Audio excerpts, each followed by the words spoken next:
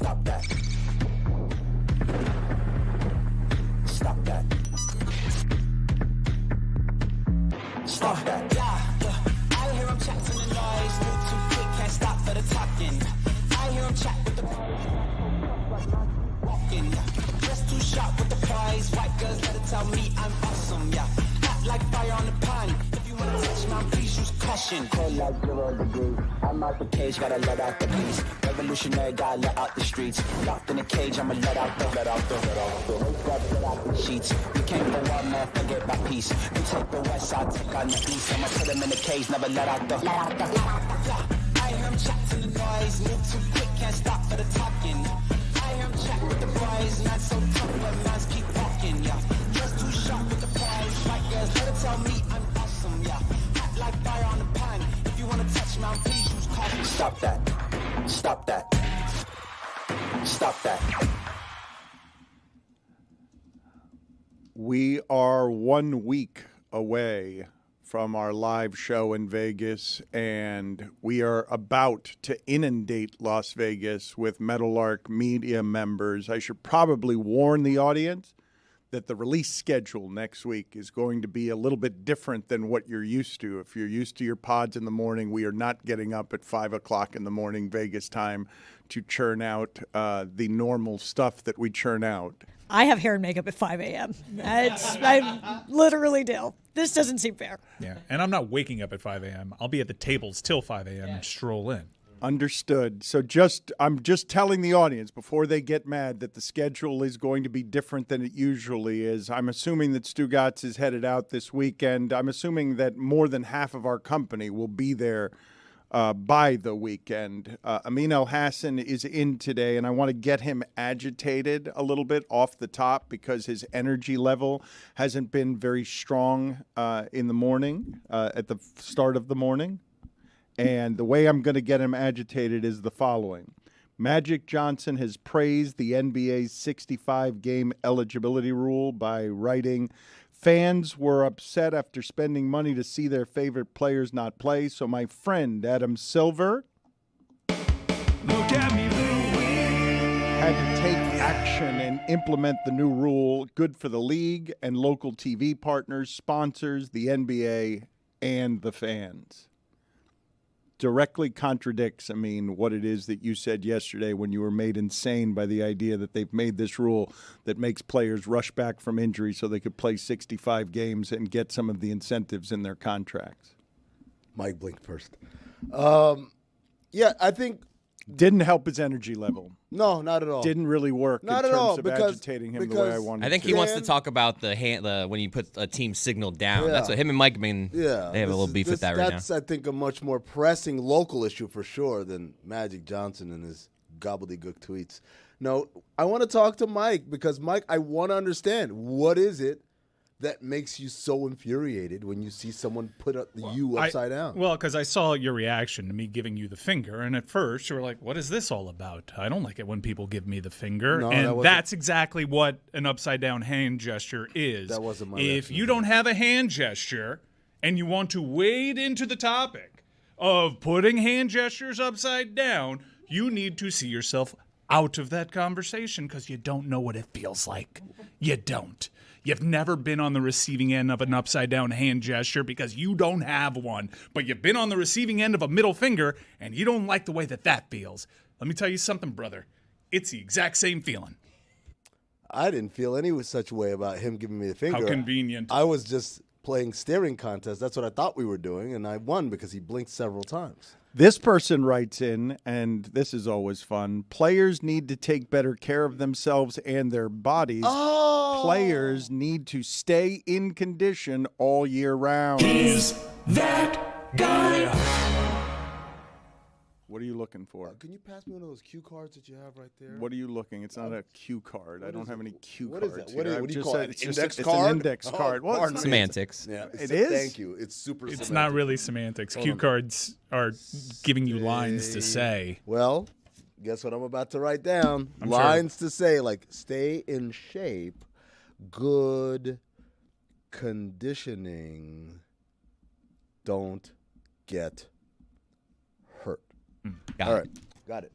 Continue. That person looks like what?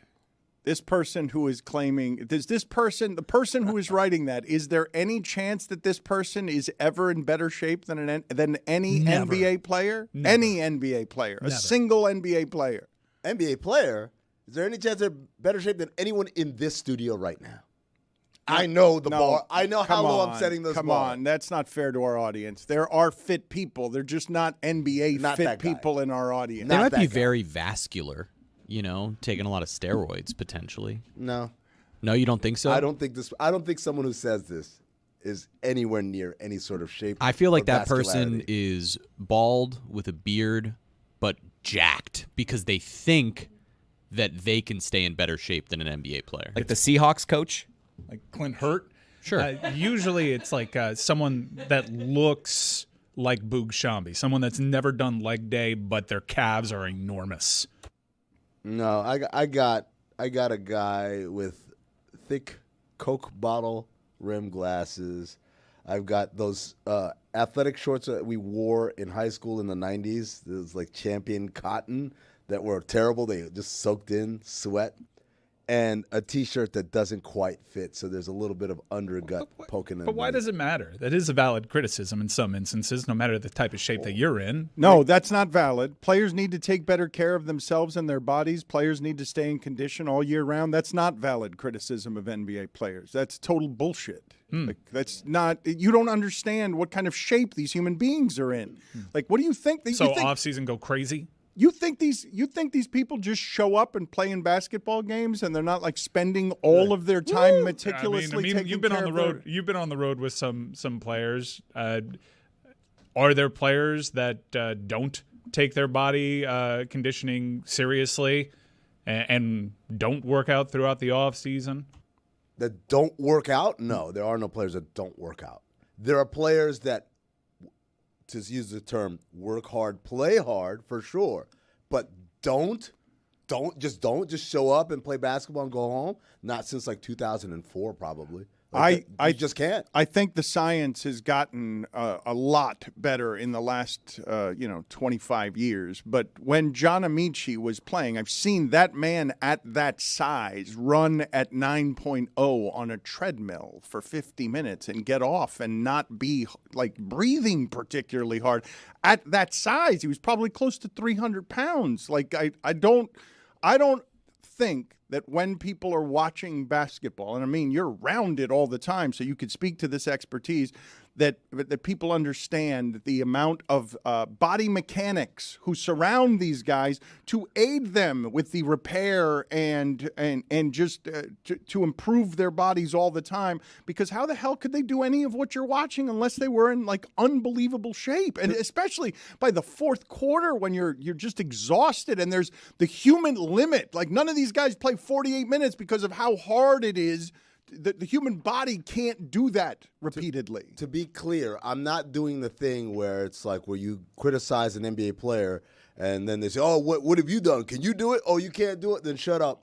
Because that is an invalid criticism, because the idea is that you're not competing against me, non-NBA player. You're competing against other guys who are doing it. This person, however, is saying that they're not doing it at all, that they're not staying in shape, they're not well-conditioned, and that's just patently ridiculous. So, yes, Mike, you're right. We shouldn't be comparing him to Sloth on the Couch, but Sloth on the Couch is, in fact, patently incorrect. But even for people that work out during the off season, there are different tiers, and you can see it. I mean, there are several noted world-famous soccer players that whenever the international break rolls around, they find a way to gain 15 pounds in 10 days away, and then they lose it instantly. Neymar, I think, had like a 48-hour, granted, he was wearing a bomber jacket that made it seem like he was a lot heavier than he was, but he had to put out an Instagram story saying, why are you saying that I'm fat? Look at this. And then he reveals six-pack abs. They go on these wild fluctuations over there. I just want to salute anybody that runs, because running sucks. I hate running. I'm an average build. If I take my shirt off, I might surprise you. But when it comes to cardio, no thanks. No thanks whatsoever. You get the shin splints. You breathe heavy. If you haven't ran for a while and you start getting back into it, you realize quickly why you stopped. It's a terrible thing. I think the thing about running that scares me now, as a soon-to-be 45-year-old, is the constant fear. It's no longer like, oh, my shins hurt. Now it's like, oh, I'm about to rupture my Achilles. Oh, there goes my, like, I have a constant fear anytime I'm like running or anything that's not like the elliptical. The elliptical, I can do that forever. Oh, for days. The best. I wish there were ellipticals so easy on your body. on the streets. I could just elliptical my way around the day. You guys are doing this wrong. You got to do the power walk. Yeah. Jogging it's out of touch. I try that. The strut, you know what I'm talking about, where you get like the I hips. do, but Chris, I forget. Like I'm telling you, you can go for days, baby. You just nice and easy. Running Break a sweat. All you got to do is get the heart rate But up, Chris, baby. That's all we're trying to do here. Don't you forget at some point, like I power walk sometimes, and then I forget that I'm power walking, and then it turns into a regular walk. I'm like, oh, wait a second. No. That's You supposed just to be got to make power sure the walking. hips need going side to side. My strategy is to do a dead do it. sprint for about 30 seconds and then spend 90 minutes recovering from the sprint, but I've gotten the heart rate up, so I just cut right to it. Rather than build up, just shock the system in a very unhealthy fashion. I could power walk around this office for the entire show. Do it. I just Why do you keep saying things? Do you think you want to just? Do you go. think you want to walk in There you circles, go. power walk? We have that Here, outdoor you camera. know what? You know what? Thanks, Chris. Why do you do Lighter this? day today. Staff is down. Go ahead. Cool. Appreciate you. Do me a favor, Chris. Just, goddamn idiot. No, just do it for the remainder of this segment. I want for you to just power walk in circles around this studio the entire time, and then sit down. Yes, in here. Just power walk in here. And then sit down, and I want to get your thoughts on some sports thing. See how winded you are. I like the idea of Chris hitting the parachute like before he's jumped out of the plane. Just like while they're still in the door, whoop, pull that cord. Put it on the poll, please, Juju. Do you ever power walk and then forget your power walking and then just turn into a regular walk? And also, just does running suck? Also, put on the screen so people know what Clint Hurt looks like for me. He used to be the Seattle Seahawks defensive coordinator. Now he's a defensive line coach, I think, at Washington. And that's what we're saying. That's the guy who's writing in and saying players need to take better care of themselves and their bodies. Players need to stay in condition all year round. By the way, I would hire that person upon his entry into the interview room for defensive line coach. I think it's for any job. Me too. I was Literally like, any job. You Yep. want my job? Go ahead, man. Take it. Big Clint Hurt guy, just based off optics alone. He's a former Miami Hurricane, and he was rumored to be a defensive coordinator candidate. And just seeing the candidates, I wanted him in here. Is there a better name for a defensive line good. coach than Hurt? With two T's. He'll hurt you with two T's, too. It's not Twice. even even a single T. The It's second two T of is them. for twice. I'll hurt you and then I'll hurt you again. Lucy, I am impressed by Lucy for a number of different reasons, but the latest is how aggressive she is being about taking action on finding friends. She is not going to let Miami come to her. She is going to go and see if she can find people in Miami worthy of her friendship in a way that I would not be brave enough to try. I could not go on friend dates. Yes, so tonight, big news, I have a Bumble BFF date, which is just a regular date, but you just want to be friends at the end. And I'm very nervous. Her name is Alex. We're going for a walk. So this conversation's been very helpful in preparing for that. And so basically it's just, I've talked about it on the show before, but it's just a dating app. My profile is a PowerPoint on why you should be friends with me, and it always works.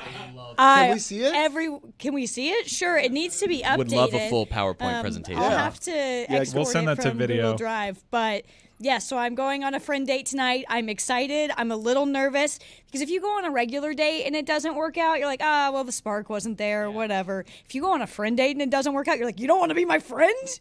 You just don't like me? You don't want to hang out? So I'm a little nervous, but I'm excited. I'm going to make friends. Now, Dan, have you heard Lucy's, well, I don't want to say horror stories, but failed friend dates on Bumble? I have not.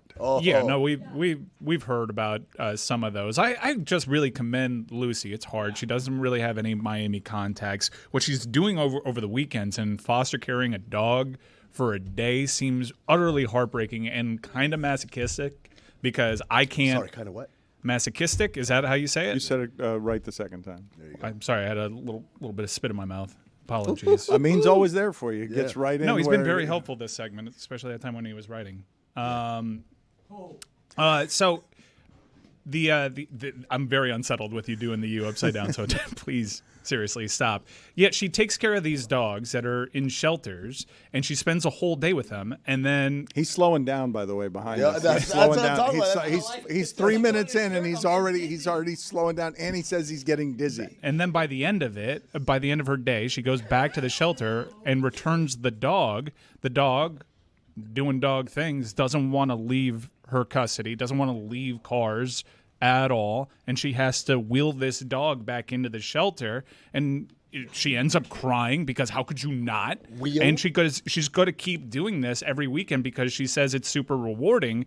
And I get that, but the trauma of actually returning the dog and breaking up with a new dog every weekend seems too much to overcome every weekend. I think she's going to fall in love with one of these dogs and end up just with a responsibility that she didn't want to undertake because she travels too much. It almost happened with Zeke. You guys, I was so angry when you were like, what you're doing is bad and you're hurting these dogs. And I did not like that take. And then this weekend, I felt it a little bit when I dropped Zeke off, who is the sweetest dog in the world. He's available for adoption at Miami-Dade Shelter and Doral. He has different color eyes. One's blue and one's brown. He was so sweet. He would not get out of my car. He absolutely knew what I was doing. He did not want to leave any sort of door. He was so not wanting to leave. And then when I took him into the shelter, he just laid on the ground and wouldn't move. And it was so sad. And I was trying not to cry. And then one of the nice ladies at the shelter was like, hey, girlie, what you're doing is great. You got to keep doing it. I took Zeke out. He doesn't even remember me, so he probably will forget you. And that actually did make me feel a little bit better. But Zeke, I was close. He was such a good boy. And he's available for adoption. If you want to adopt him, reach out. I'll pay your adoption fee. He was such a good boy. Reach out directly to you. Also, we Yes. can put some information on to help the people who are doing good work here locally on helping. There are a lot of dogs who need care in South Florida. That was Chris Cody levels of extending yourself unnecessarily. Why would you pay for the adoption fee? She wants to help. She's interested. What do you mean? Why would she pay for that? She's interested in helping these dogs, and if she can incentivize some caring people to take care of these dogs, she's willing to pay for Do you it. want someone who's like, hey, adopt this dog? I don't feel like paying the fee. What if I pay the fee? You're like, maybe.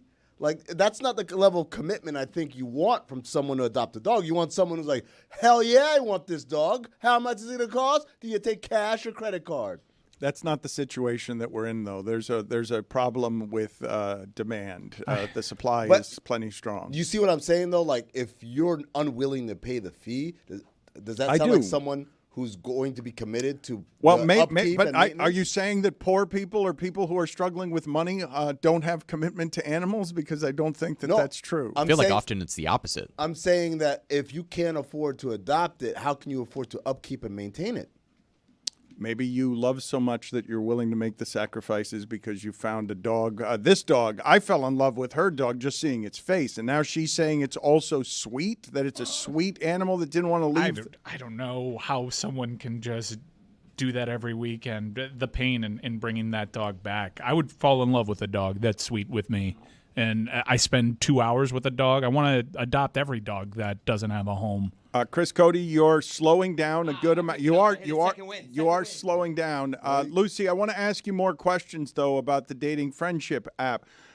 Is this an entirely pure thing? Are you sure that some people are going to see you wanting to date friends and take it differently?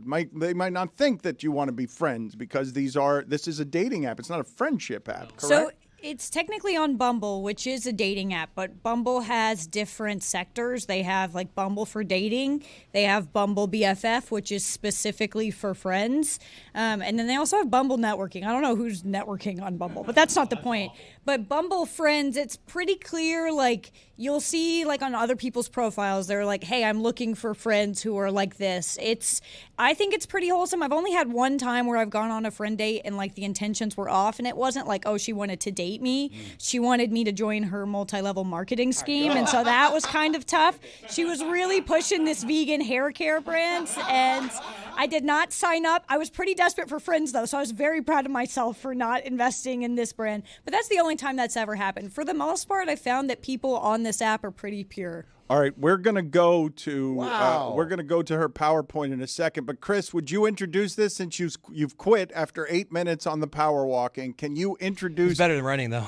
Can you introduce this in your winded voice, please? The PowerPoint presentation that Lucy is doing to interview friends. Here's Lucy interviewing friends. Nope. No, that's not the I thought you said introduce. Okay, all right, good work by you. Here's a PowerPoint that Lucy has on her Bumble profile for Bumble friends. Why you should be my friend. A PowerPoint presentation by Lucy and you a look very lovely tall. photo there. You. You look very tall in that picture. I know. It's fake, though. Then she moves on to say a little about me. I literally just moved. Oh, already 2 words in, and literally you're fitting right into Miami. Just moved from Miami. I saw Adam Sandler getting sushi once. I did. I work in sports. Fun. I'm skilled at PowerPoint. Duh. I own a jukebox. I do. I've never been to the Grand Canyon. Never been. I have an extra tooth. We know that about you. My apartment complex has a pool. I'm ordained. I own a jukebox. I do. It's very cool. We're 2 slides in, and I already Wait want to a be minute. best friends. Testimonials. Are these testimonials? Are these real, or did you fake these? No comment.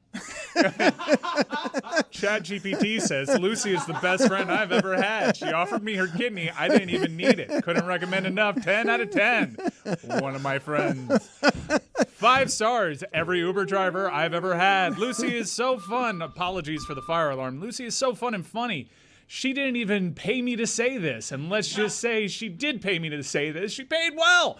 An anonymous friend. I've never met anyone that commits to a bit more than Lucy. That's really good joke writing there, Lucy. It might be a problem, actually. A friend that definitely exists. And then some helpful photos of you with friends to Having prove fun. that you are a real Those person. are real. Those are real. The Well. testimonials are fake, but the photos are real, right? I didn't say the testimonials were fake. You said no comment. I said no comment, so you don't know any way to prove that. The top photo was friends I didn't make on Bumble BFF, but the bottom photo was a friend I did make on Bumble BFF. All right, next slide. We move on. Okay, I'm sold. What now? Swipe right, or you can follow on IG. Let's grab a drink or food. We can watch sports if you're into that. If you're not, that's okay.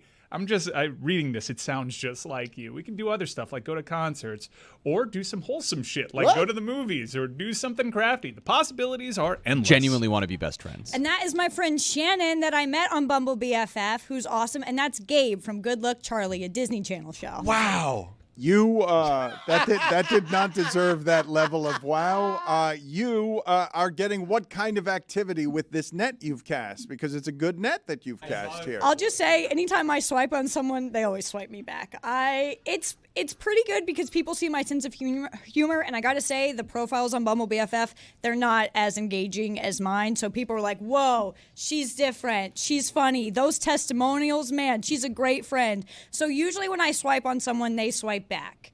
And I usually, for the most part, like, I'm pretty like, okay, we've swiped. Let's just go hang out right away. But if people don't, like, show the sort of initiative with me, I'm like, look, I put together a whole PowerPoint. You got to work a little bit, too. So I had great luck with this. I used a version of this PowerPoint when I lived in L.A. That's how I met half the friends on that slideshow. And it killed. It crushed. I was getting bitches left and right. This one, it's been a little bit slower, but I'm back. And I'm hoping that Alex and I are great friends after tonight. Yeah, Miami's a tough market because different personality type. You'd be an outlier here, a little quirky compared to, well, quirky through the Miami prism, but you're a find because there really isn't anyone like you in Miami. I think that's for a reason. Culturally, I'm not exactly sure what the reason is, but you are a great friend. Chris you. Cody, have up? you found that Jeremy nearby there felt instant remorse at how eager he was about shouting "wow" that way? I'd feel no remorse. That was adorable. I wasn't honestly. asking you, Jeremy. I want to was make it asking- abundantly clear. I was very But I excited that wasn't- you met the look, guy, I wasn't- Lucy. I'm I- addressing you here. I'm I very wasn't talking excited to for you. you that you got to meet Gabe from Good Luck Charlie. I was so drunk, and I saw him at the bar. I was like, I gotta talk to Gabe. And then Yeah, I saw as this you guy should. named Meatball from The Bachelorette, and I was so drunk that I was like, I gotta get a photo with Meatball. And those were the only 2 celebrities I ever took pictures with. Wow. Anyway, Gabe from Good Luck Charlie and Meatball. Chris Cody, up? why did you quit power walking after 8 minutes? My knees started to hurt.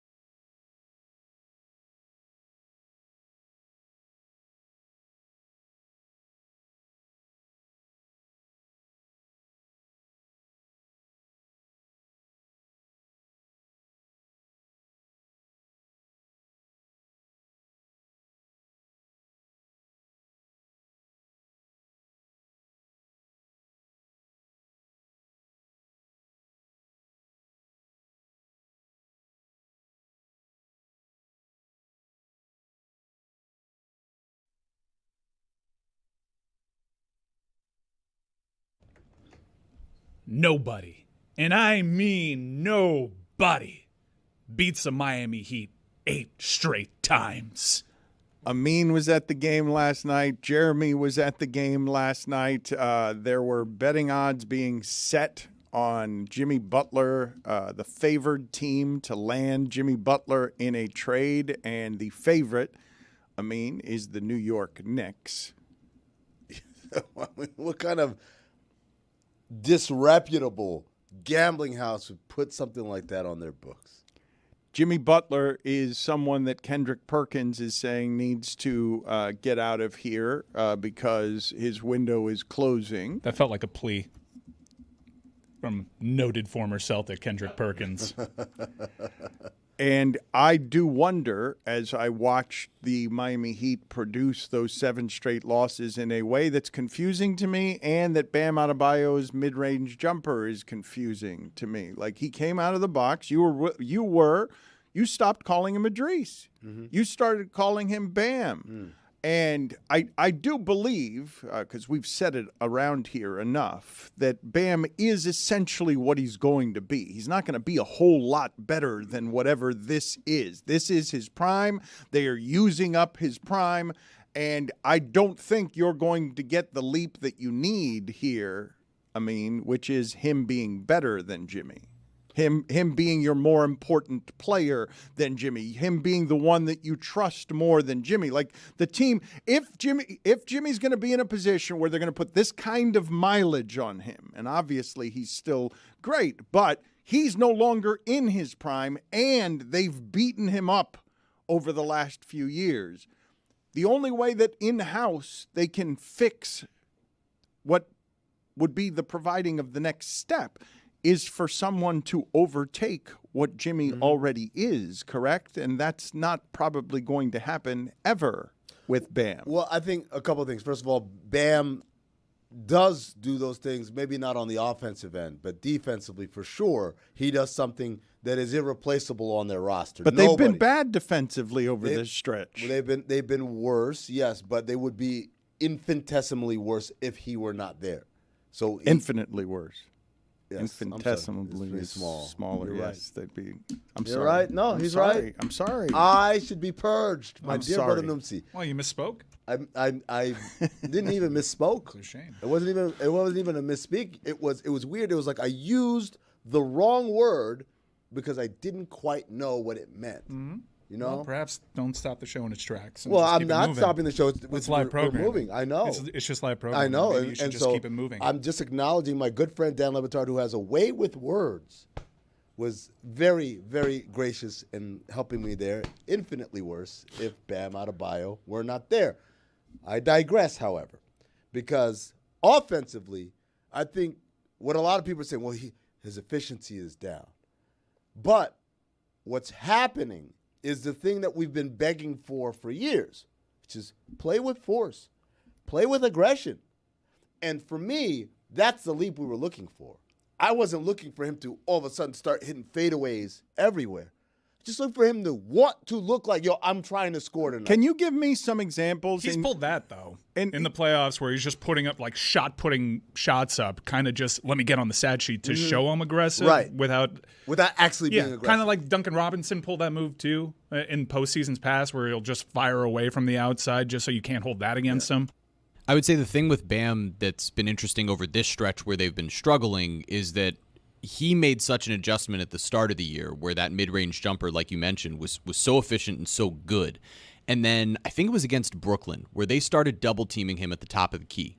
And essentially the Heat over the last couple of weeks have been trying to figure out what their offensive adjustment needs to be to get Bam in space to actually be able to operate well. That coincided with Jimmy Butler coming back into the lineup and them having to play together. And they really, even last night at times, are clogging the paint for one another because Bam can't play in that same space at the top of the key that he's been so efficient in to start most of the season. So right now, their sort of redundant skill sets in playing around the rim have been the biggest issue for him offensively. The good news was that last night there was so much ball movement. They ended up taking away 2 assists from the team, but they had 38 assists on 42 field goals, and that was in part because Bam was working as a playmaker alongside both Terry Rozier and Tyler Hero, setting him up, providing lobs, getting him in a different space offensively, which was certainly helpful. You mentioned was good. the Nets, and Thanks. I know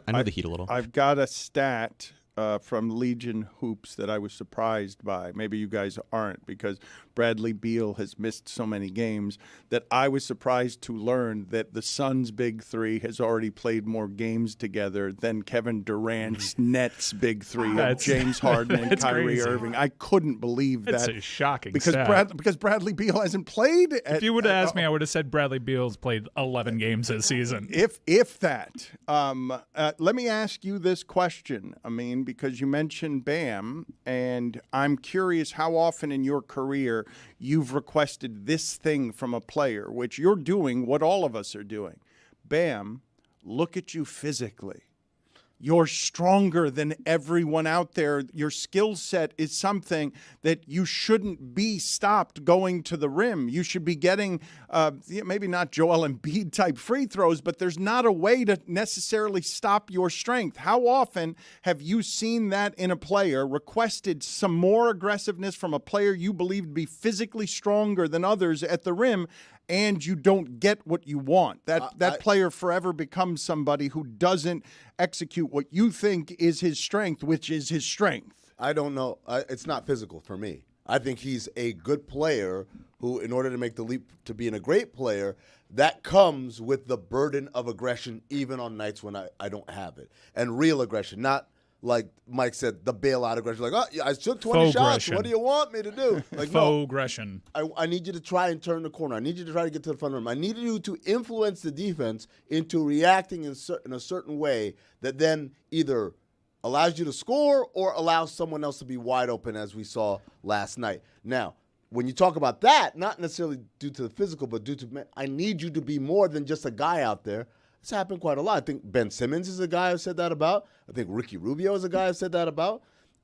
Years ago, before I LeBron probably had the credential to say no. LeBron I At think the it's beginning. overblown. Yeah, LeBron was at the timid beginning. in He was- 2010. He didn't do anything in the post. He wouldn't go into But the that's post. different from like not being aggressive Understood. altogether. I think a guy a little bit before my time of credibility, I would say it would be Rasheed Wallace. Like this dude was talented enough, and when you ask the power forwards of the day, Tim Duncan, Kevin Garnett, Dirk Nowitzki, like name your peers, Rasheed's on everybody's list. Yeah. But Rasheed wanted to be one of the guys, and that to me is like, yeah, it worked out for him because he got into the perfect situation where he was one of Yeah. a lot of guys.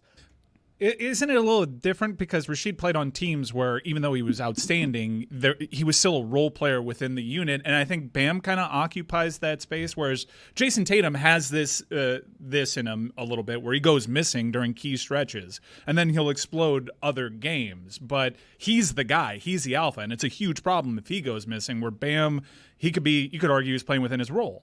Yeah, I would say for Rasheed, that was his choice. He wanted to be that. Right? And being a superstar on some level requires a level of indifferent selfishness.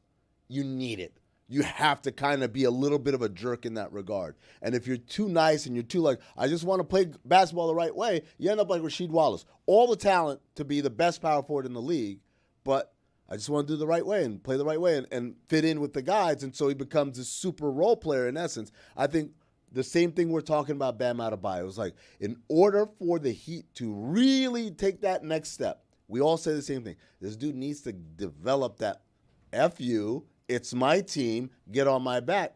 But there is a little bit of reticence. It really falls back into, let me just be one of the If it guys. hasn't happened yet, it's But- not going to happen. But I'm telling you, and Jeremy, I want you to jump in here. I think this year he's been trying it. Now it becomes, was he skilled enough to take that desire to also combine that to become star. I think you're exactly right. If you look at the first portion of this year when the Heat got out to being, I think it was 8 games over 500, Bam was a huge part of the reason why, particularly offensively. He was aggressive with a purpose. He wasn't just filling up the stat sheet.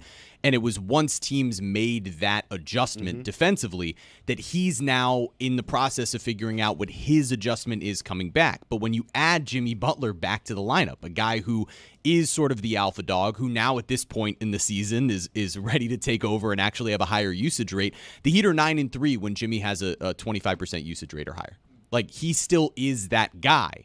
And so Bam, who's also stepped in this year to the captain role without Udonis Haslem there, he's really in charge of sort of making sure that this all works, and he's the rock of everything they do defensively. It means mention it. If you look at the Heat numbers when Bam's on the floor versus when he's off the floor, their defense falls off a cliff. So he's responsible for so much over there, whether they're in man or zone, switching or playing, individually on the best player of another team, that when you're asking him to also go take potentially 20, 25 shots, that's when the efficiency is going to drop off. But it matters more whether he and Jimmy come playoff time can play off of one another. But you guys do need to understand that when what you're going up against is, Boston has taken its pieces and added Porzingis and Holiday. Philadelphia has the MVP. Milwaukee adds Damian Lillard. Miami's saying, Bam, can you please keep getting better?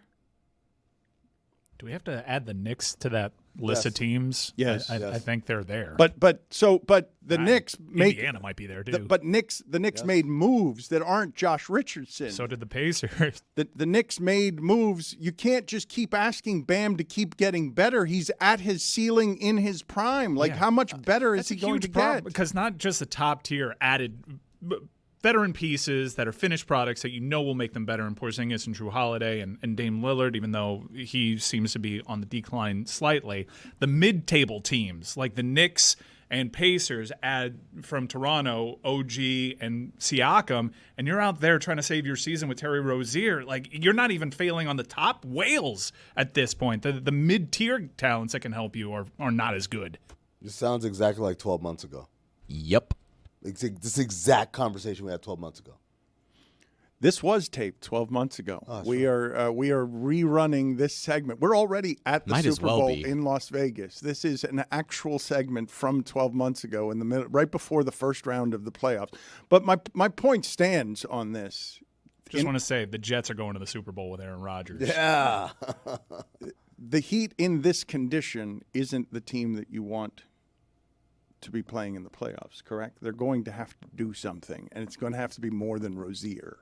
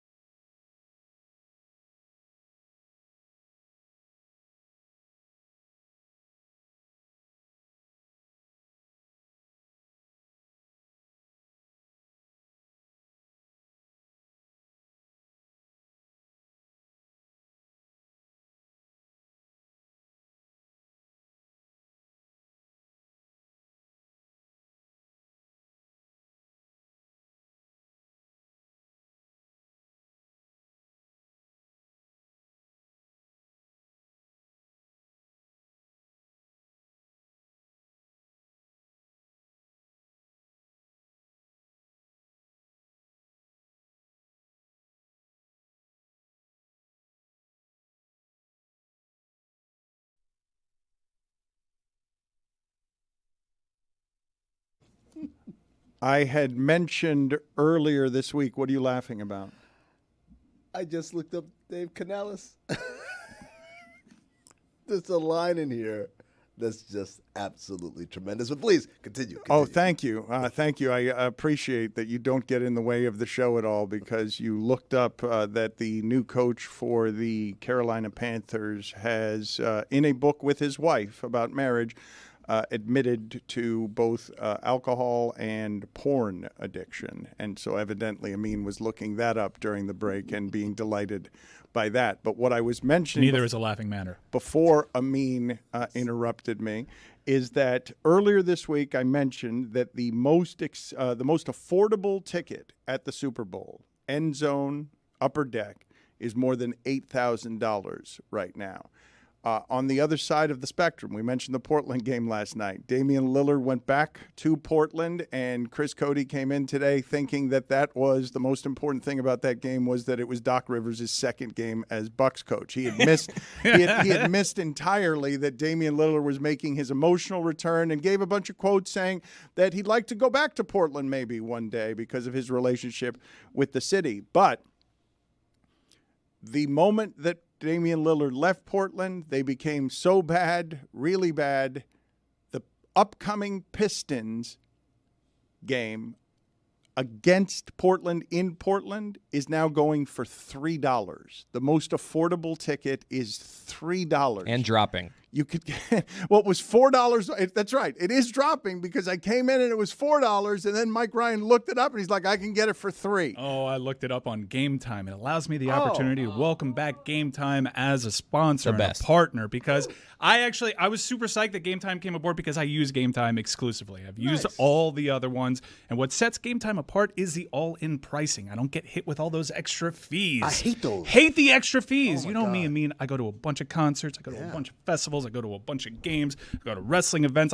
Anytime I land in a city, I want to see what's going on. I set the geotag to where I'm at, and I check Game Time. Game Time is stress-free. In fact, I've run into an issue before where someone didn't come through with the tickets. I went through Game Time. They got back to me lightning quick. What? Incredible customer service. They gave me back the price I paid and then some, and then I just went back on Game Time, and I got more tickets to the event and still had a little left over. Game Time allows you to, with its interface, it allows you to see where you're sitting so you know exactly what you're getting into with no surprises. Man, I love Game Time so much. Do us a favor. Take the guesswork out of buying tickets with Game Time. Download the Game Time app, create an account, and use code DAN for $20 off your first purchase. Terms apply. Again, create an account and use the code DAN for $20 off. Download Game Time today. Last minute tickets, lowest price, guaranteed. Oh, that was a read.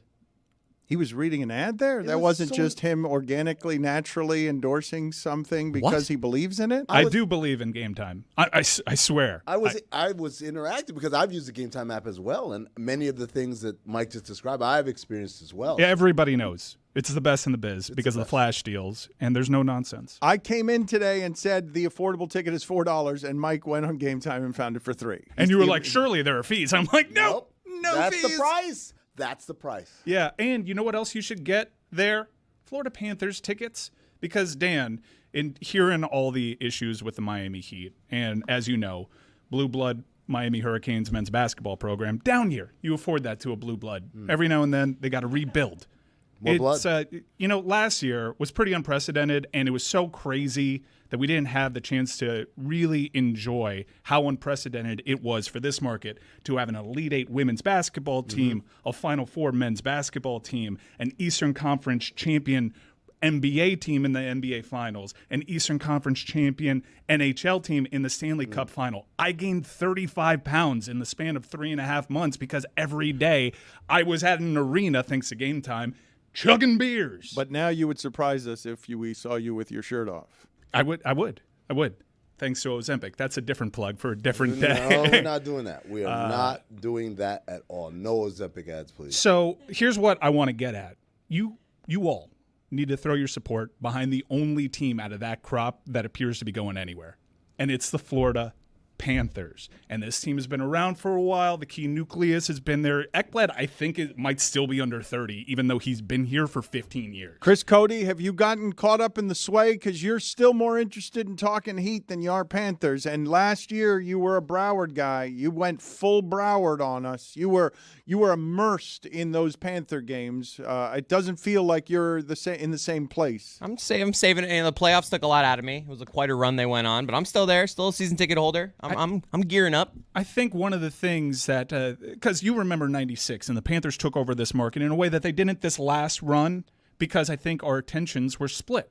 Well, I don't think that's going to be an issue. And couldn't this build time. on it, though, because it's important with generations to build on it with success the next season. Like the Marlins, the way that they've destroyed their fan bases, they always tear apart the team after that. But when you do it a few years in a row and you get used to the excellence, then you become what the Heat have become in this market. And they did so while getting rid of a key piece in Jonathan Huberdeau, who, for my money, should have his jersey retired down here, and they changed their identity. But now this identity has stuck around for a couple of years. They're annoying. They get under your skin. Nobody wants to play them. And there is no bigger proof than what The Athletic did and put out a poll that they took among NHL players. And I'm so proud of this list as a Florida Panthers fan because, Dan, the Panthers are all over this list. The question, who in the NHL do you want to punch in the face the most? Yeah. Number one, by a country mile, Nick Cousins. I mean, I love not how even Other's number close. 2. Yeah. He's ahead of Other. I think Other is also an amalgamation of a bunch of other Florida Panthers because Matthew Tkachuk is high on this list. You also have like Radko Gudas residuals towards Radko is toward the bottom. I don't think he's bothering that many people as an Anaheim. Brady Duck. Tkachuk also on You there. got Ryan Lomberg there in the middle of it, who, by the way, will also surprise you if he took his shirt off. I saw a photo of him feeding a flamingo. My God, pal. He is put together. Woo! Video, can you find that photo, please, of Lomberg feeding a flamingo? Thank you. Yeah, dangerous game, too. Very strange bird. Flamingo? Yeah, and they smell like shellfish. Oh. That's where they get their color. They smell bad. They're a bad-smelling bird. The flamingo is it the weirdest of the birds? Because the cassowary is the one that scares me. That one's a very dangerous bird. Ostriches are also odd. The shoehorn bill one? Which one is that one? Ostriches are really fast. Yes. Ostriches are say that- stunningly fast. Well, I'm you just say that stunned with that they're. surprise. But I'm stunned. Seeing them move that way is a bit stunning. They've got long legs. Damn, Yeah, but they're thin legs, and they've got this pear-shaped bottoms. It looked like they wouldn't move very fast. Flamingos, I think, for me, freak me out the most. And also, while you're looking up that photo of Ryan Lomberg feeding a flamingo, have you guys ever seen that video that goes viral every once in a while of like two flamingos, and one of them has its bill in the skull of another flamingo and blood is dripping down and they're just feeding on this flamingo, and the other flamingo that's getting a hole in its brain is just like, yeah, no, this is fine. Lucy, you seem genuinely floored by how aggressive and terrible the flamingo is. That's disgusting. I thought flamingos were cute. That's one thing I like about Miami. I think the birds here are very cool. Very cool bird scene. I'm going to tell you right now. You guys think flamingos are weird, and the shoebill stork. That's the one. Oh, Yes, so it's a strange. great- That's it's a great- the one, and it looks evil. Like its eyes are always like this. What's up, Dan? What's going on? And I'm it's like, got a bit of a platypus type of, shoebill, right? yeah, it's terrifying. Like if it walked in, you're just like, get me out of Look here. at Lomberg enjoying this NHL All-Star layoff. You could put a park bench on that guy's shoulders right 2% there. body fat, you think?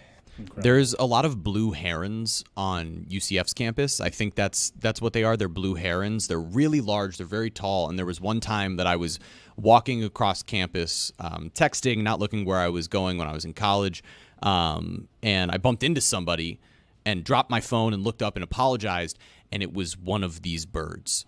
And it was truly one of the most haunting experiences of thugs. my life. They're Bumped thugs. into Oh a my bird. I bumped into a tall bird.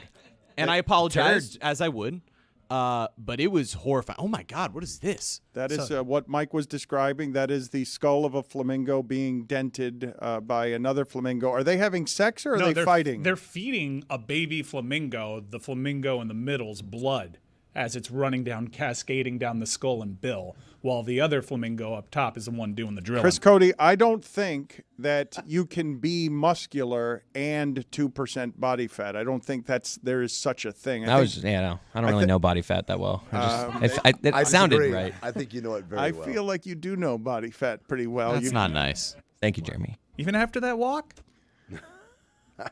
What is the lowest someone's body fat can be while still being an athlete? The lowest I've heard was Jerry Rice at 4% in his career. I've never heard lower than that to still be muscular, because I suppose you could be 2% body fat if you were anorexic, but not, a functioning, athletic, muscular human being. I think the best you want to be 5, 6, 7% body fat, even if you're shredded. But getting back to what Amin was saying, unsurprised somehow by the ostrich being fast. If I put birds in a race, like the ostrich is going to beat the flamingo. The flamingo's got long legs too. Like what birds are going to beat the ostrich in a foot race? Roadrunner. Yep. By the way, bodybuilders get anywhere from 3 to 5% body fat. There it is. I'm glad we got to the bottom of that. I bet Lomberg does that 2%. Look at him, Lombs. My dude. Lamborghini. He's in the Bahamas there. Look at that. Can we zoom in on this a little more? What He are we looks like doing? the king of Atlantis. Well, now that we're just Samurai leering and objectifying men, I want to go back and circle back around to what Amin was laughing at You the see beginning. those shoulders? You could put a park bench up there. A bicycle, a motorcycle you could park on there. An elliptical. David Canales is the new coach for the Panthers, and when he was hired, I saw it. I saw it with my female friends. They swooned. He's beautiful. And in a book that he did with his wife, he reveals a porn addiction, which is a pretty embarrassing thing to have as the starting point on your Panthers career. People digging up a book that no one read to find that.